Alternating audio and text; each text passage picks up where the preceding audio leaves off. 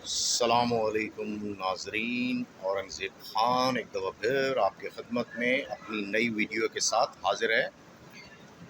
आज दो स्टोरीज़ पे बात करनी है। पहली तो स्टोरी है जिस तरह से इंडियन मीडिया ने प्रोपेगेंडा शुरू किया हुआ है पिछले कुछ अरसे से कि इंडियन टीम पाकिस्तान नहीं जाएगी 2000 चैम्पियंस ट्रॉफ़ी का टूर्नामेंट खेलने और हाइब्रिड मॉडल पे आना पड़ेगा एक दफ़ा फिर।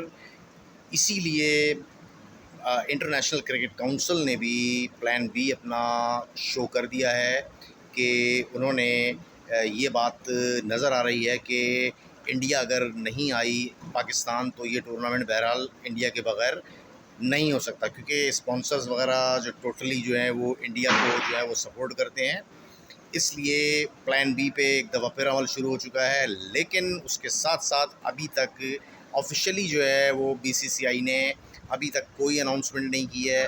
19 जुलाई को कोलंबो में मीटिंग है, देखें उसमें क्या फ़ैसले होते हैं। लेकिन बहरहाल एक चीज़ जो मुझे बड़ी पसंद आई वो ये है कि पीसीबी ने कैटेगोरिकली कह दिया है कि ये पूरा टूर्नामेंट जो है वो पाकिस्तान में होगा और हम इस टूर्नामेंट से दस्तबरदार होने को बिल्कुल तैयार नहीं हैं, जो कि एक बोल्ड फ़ैसला हो सकता है। लेकिन देखना ये पड़ेगा कि इसी तरह की बातें नजम सेठी ने भी कुछ अर्से पहले की थी, जब इंडिया में वर्ल्ड कप 50 ओवर का वर्ल्ड कप होना था उससे पहले, कि हम इंडिया नहीं जाएंगे, ये होगा होगा। लेकिन इन दी एंड होता ये है कि ये सब बातें बातें रह जाती हैं और जब अमल करने का टाइम आता है तो हम इंटरनेशनल क्रिकेट काउंसिल के आगे घुटने टेक देते हैं, इंडिया की बातों में आ जाते हैं, इंडिया की वादों पे आ जाते हैं। लेकिन बहरहाल अभी जो मुझे नज़र आ रहा है, अभी जो जिस तरह का मोहसिन नकवी के अंडर जो ये बोर्ड काम कर रहा है, तो मुझे बहरहाल ये बड़ा श्योर नज़र आता है। मैं बड़ा श्योर हूँ कि ये चीज़ बहरहाल इस पे अमल होगा।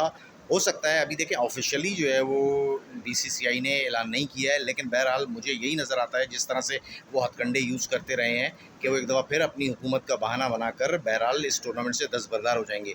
और बहरहाल आईसीसी रूल में भी ये है कि अगर हुकूमत इनकार कर देगी तो फिर आईसीसी उस टीम पर ना कोई प्रेशर डाल सकती है, ना उस पर कोई फ़ाइन कर सकती है, क्योंकि बहरहाल हुकूमतों के फ़ैसले होते हैं।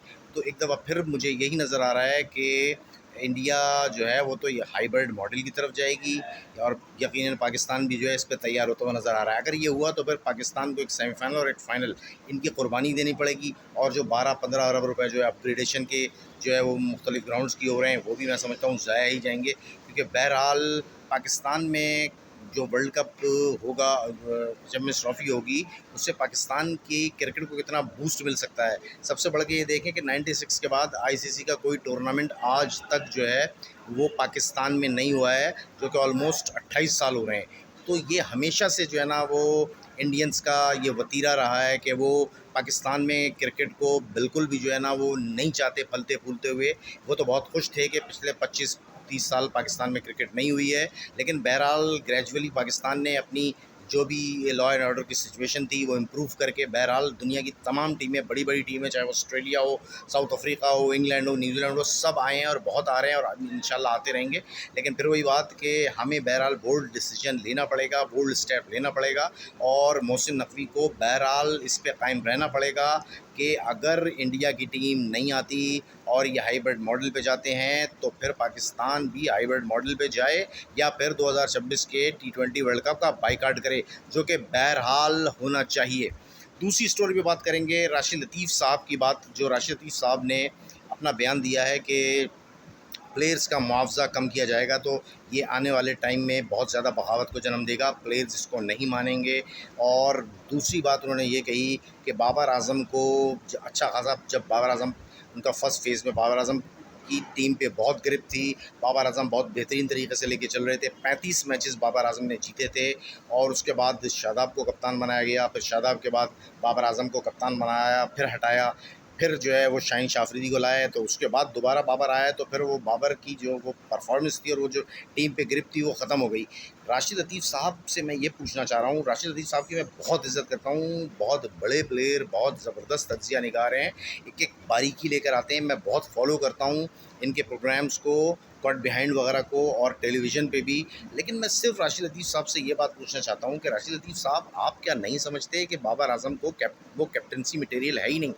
35 मैचेस का जो आप ज़िक्र कर रहे हैं, उनमें से आप उठा के तो देखिए कि कितने मैचेस कितनी हल्की और कितनी लो जो है वो कैटेगरी की टीमों से, लो रैंकिंग की टीमों से उन्होंने मैचेस खेले। उस चीज़ को आप समझें कि जिस तरह से बाबर आज़म ने मैचेस खेले, तो वो जीत जो है ना मैटर नहीं करती। मैटर जीत करती है जब आप बेहतर टीम से मैचेस खेल के जीतें और बेहतर कप्तानी करें। अदरवाइज़ आप मुझे बताएं बाबर आज़म की कैप्टनसी क्या है? बाबर आज़म ने हमेशा हल्की टीमों के खिलाफ पूरे मैचेस खेले। कभी ऐसा नहीं हुआ कि उन्होंने किसी दूसरे प्लेयर को चांस दिया हो, रिजवान ने किसी दूसरे प्लेयर को चांस दिया हो, चलो आप ओपन कर लो हमारी जगह, हम रेस्ट कर लेते हैं। कभी ऐसा हुआ? आप हल्की टीमों से जो आप 100 में से 100 भी जीत सकते हैं आप। लेकिन आप ये बताइए कि बाबर आज़म ने कितनी सीरीज़ तगड़ी टीमों से खेली, जिस तरह सरफराज अहमद ने तगड़ी टीमों से मैचेस खेल के अपनी रैंकिंग को न सिर्फ नंबर 1 पे लाया और कितने अरसे तक स्टे किया। तो कहने का मकसद ये राशिद साहब, आप हर चीज़ को जो है ना मेंशन करें। 35 मैच ज़रूर आप मेंशन कर रहे हैं, लेकिन उन 35 मैचेस का रिकॉर्ड भी तो मेंशन करें कि कितने मैचेस किस टीम के खिलाफ खेले, कितने मैचेस किस टीम के खिलाफ खेले। मैं समझता हूँ बाबर आज़म कप्तानी मटेरियल नहीं है। अगर उसको दोबारा से जो है वो कप्तान रखा जाएगा, बरकरार रखा जाएगा, तो इंतहाई गोंडा फैसला होगा। केन विलियमसन ने जैसे ये मैचेस हारे, जैसे ही टूर्नामेंट हारा, सेकंड राउंड में नहीं पहुंच सका, उसने फ़ौरन जो है वो अपनी कैप्टनसी से इस्तीफ़ा दे दिया। लेकिन बाबर आज़म साहब ने तो कौम से माफ़ी तक नहीं मांगी, कौम से सॉरी तक नहीं किया, जो कि साबित करता है कि ये हठधर्म प्लेयर हैं। इनको क्रिकेट का क्या पता है, इनको कैप्टनसी का क्या पता है, इनको सिर्फ क्रिकेट खेलना आती है। बहरहाल व्यूअर्स, मेरी वीडियो थी, इंशाल्लाह मैं नेक्स्ट टाइम फिर आपकी खिदमत में हाज़िर होऊंगा। मेरी वीडियो को सब्सक्राइब कीजिए, इसको वॉच कीजिए। इंशाल्लाह दोबारा मिलेंगे। फ़ी अमान अल्लाह।